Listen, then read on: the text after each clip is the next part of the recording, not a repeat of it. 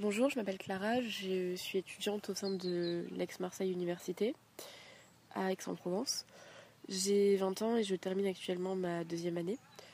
Je suis sur le chantier de CUM pour une durée de 6 semaines grâce à l'intervention de Laetitia Cavassa. Je n'effectue pas ici mon premier stage. J'ai déjà pratiqué l'archéologie de terrain à partir de mes 15 ans dans des stages avec le Centre Camille Jullian. Et plus récemment, l'année dernière, entre la licence 1 et la licence 2, sur la fouille de l'habitat de hauteur de Sainte-Candie, à Roquebrune-sur-Argent, près de Fréjus.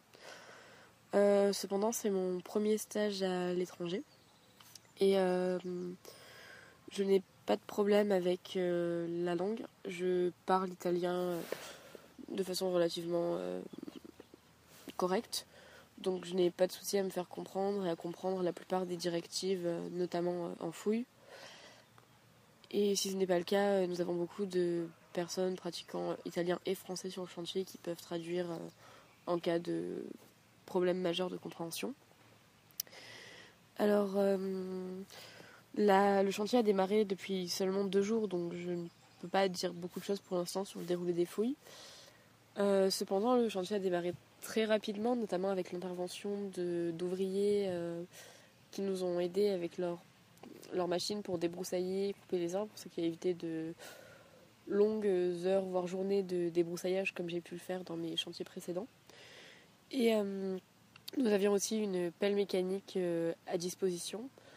Donc ça nous a forcé à avoir un rythme très soutenu qui me fait penser à du préventif en fait. Pour l'instant, vu le rythme et les techniques de fouille appliquées ici, j'ai l'impression d'être sur un chantier qui est un mélange de techniques entre le préventif et le programmé.